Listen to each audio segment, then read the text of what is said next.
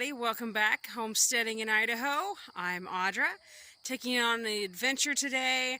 So, greenhouse is behind me. It's the end of the year. It's September, not end of the year, but we're done with summertime. And it's time to start thinking about getting the greenhouse ready so we can grow through the fall and actually through the winter and into the spring of 2021. So, that means getting in here and cleaning up the disaster that always awaits me at the end of the summer. Because it never fails. I mean, I get busy with the rest of the gardens around here, and the greenhouse is totally the last thing I'm thinking about after about July. I totally just ignore it, July through September pretty much, because it's too hot in here to do a lot with it, and the gardens are doing everything else for me. So that means the work begins. And as it is, we're actually going to be framing the inside of this greenhouse. It's getting a wood frame. We're going to be doing different lighting and shelf improvements. So that's going to give us more space to grow, more seedling space, more space hopefully for larger plants. And we'll just keep tinkering with it. Seems like it's always a work in progress. It's always something you're working toward when you have a greenhouse. It's like, okay, how do I use my space better? What do I do? You know, so I'm going to tear it apart just to put it back together. A little info on our greenhouse. This is actually 3 6-foot wide by 8-foot long Harbor Freight greenhouses that we actually combined. So it's 24 feet long and 6 feet wide. The very first one in the back we purchased in 2015. The next one was a 2019 purchase. I want to say 19 or else 18. And then this front one is new to us, 2019 in the fall. I am imagining this one here in the front is about 3 years old minimum, or even 4 at the absolute youngest. So anyway, I mean, they slap together really well. It's kind of hard to see because everything's overgrown, but our greenhouses are mounted on a frame that is cemented into the ground, and our frame is bolted. We put lag bolts into the cement, and then the greenhouse is screwed directly to this frame. So you can see the plastic that was inside. It was taped in. The suggestion was to tape it. That tape would hold, and it did. It held pretty darn well over the wintertime. This last winter. I am not complaining. It did its job. It created an additional thermal barrier of air, allowing us to zone up 1 to 2 zones in temperature from our 5B winter that we had 2019-2020. But we're changing it up. That's why we're going to be adding a frame in here. Not only will the frame be to create an additional thermal barrier with different plastic, but we had some good windstorms this year. This thing withstood some 70-mile-an-hour winds and stuff. And we're just going to frame it up a little bit in the interior as well. And then this is coming out, and we'll be framing up so that I can have better lighting in here. And this year I am pretty serious about the growing that we're going to be doing over the winter time. So we will probably be actually using heat lamps in here. So I need the plastic to not be falling over. I need the greenhouse to be stabilized, and I need to have the ability to hang to the best of the ability that we've got. The goal today is to tear out, I know it just looks like a bunch of overgrowth weeds, but this is actually a whole bunch of garden pots that had various things growing in them. That green you see, that's kale.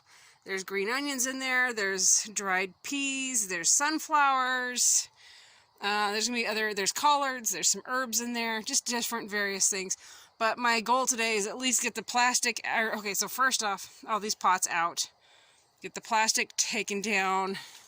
This barrel needs to come out so I can have workspace in here. It's another barrel for creating heat. That plastic's going to come down. And then, so then when I get to the second part, if you can see in there, it's kind of a disaster, right? Anyway, there's 3 more barrels and a bench, and then in the back, but there's another couple shelves back there. It's kind of hard to see at the moment, but different gardening stuff. It's all got to come out, tear it all out so we can hopefully have a better setup for the winter of 2020-2021. Alright, gotta measure some stuff here. We have a stash of 2x4s that we were going to use for another project. We decided this is more important. I need to measure. Oh, hook, darn it. Oh well. So it's about 4 feet. Anyway, if you ever get one of these, the wall right here, these side walls, they're 4 feet tall, and it looks like my roof. I'm gonna, it's under 4 feet, but we're gonna say just about 4 feet. That way we've got extra for measuring. It's gonna take 3 8-foot boards on both wall tops and the ceiling. 3, 6, 9, and then you got the foot. So 3, 6, 9, 12, 15 boards just to go long ways. Oh, and then we got to create, the bottom. I'm going to put a bottom at each interval so that we've got strength there. And then we've got, so we'll have, talk out loud here. Okay, so we'll have a foot on each one. Then we'll come up, have wall, the ceiling, another wall, another foot, and then we've got to come down and come down, go across, and we'll have 3 sections like that. So that's 4, 8, that's one board. Well, actually, because this is taller, we've got it raised up. Oh boy. We're gonna have, let's see, so 15 boards just to go long ways. And then, oh boy, okay, 6, so this is 6 foot, so there's another 3, that's 18. One board is not going to do these because they're taller than 4 foot, and our boards are 8 footers. We can get 10 footers, so I would need 1, 2, I'd need 3 10 footers, and then the rest I can do 8, and then, so, okay. See, I'm talking out loud. You guys get to hear this process. I could actually go get 3 6 footers, if they even have them in stock. I'm afraid to even go look at the lumber section. Okay, 3 at 6 foot. 3, 6, 9, 12, 15. Yeah, 3, 6, 9, 12. 15 8 footers. And 1, 2, 3 10 footers.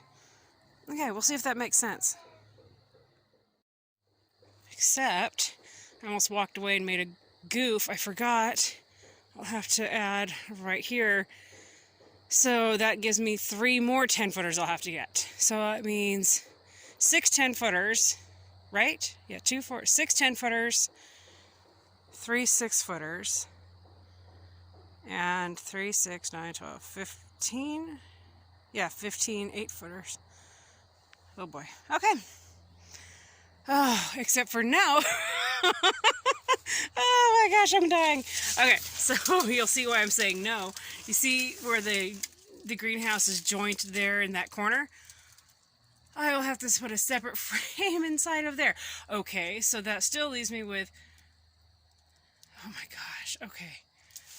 Okay, let's just do this. Just to do one, I'll need an 8 footer, an 8 footer, an 8 footer, 8, 8. So 5 8 footers. 1, 2 6 footers, and then 1, 2, 3, 4 10 footers. Oh my gosh. Oh boy. We've got about 9 boards and we need 18 more, so guess what? Trip to Home Depot!